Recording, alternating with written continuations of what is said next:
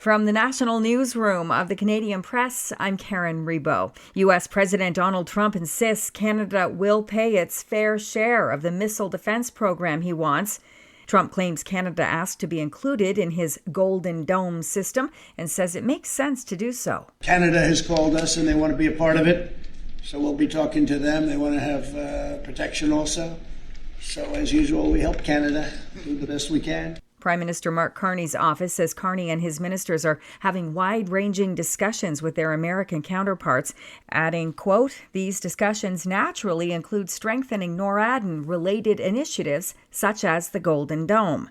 Trump says the complex, multi-layered system will cost $175 billion and take 3 years to set up.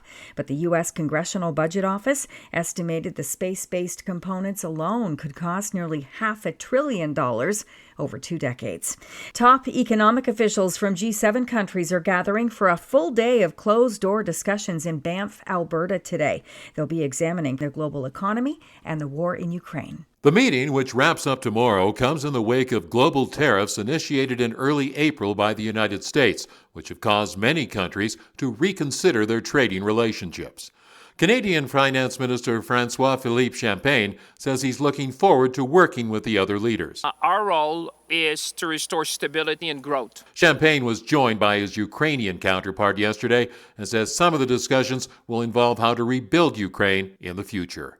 Bill Graveland, The Canadian Press, Banff. The head of one of Canada's largest federal unions says the government needs to focus on repairing the torn relationship between public servants and management. Nathan Pryor, president of the Canadian Association of Professional Employees, says new Treasury Board President Shafqat Ali has his work cut out for him.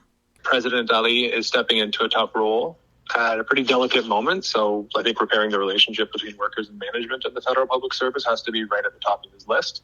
Pryor says the last government made several questionable decisions that cost it the trust of workers, including staff cuts and a messy return-to-office rollout as the pandemic eased and without employee consultation.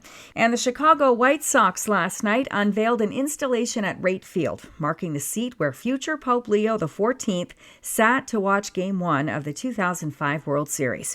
Then Father Robert Prevost was a frequent guest of season ticket holder and childhood friend Ed Schmidt. The artwork includes a screenshot of the game's broadcast that shows the Pope sitting next to Schmidt's grandson, Eddie Schmidt IV. When all this transpired, I looked back and I said, "Is that the Pope next to me?" And sure enough, it was. Pope Leo delivered his inaugural Mass at the Vatican this past Sunday. This is the Canadian Press.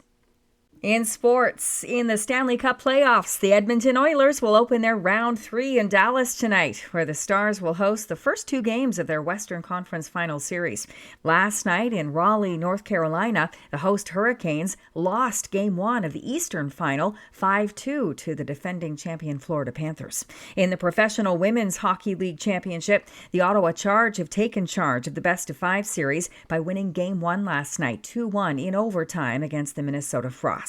The Toronto Blue Jays blanked the San Diego Padres 3-0. And in soccer, FC Forge of the Canadian Premier League upset MLS side CF Montreal 1-0 last night in Hamilton in the first leg of the TELUS Canadian Championship quarterfinal. Forge FC coach Bobby Smirniotis liked what he saw. It's a good first result, and we've got to wait a while for the second game now. The second match of the 2-game aggregate series will be played July 9th in Montreal. From the Canadian Press, I'm Karen Rebo.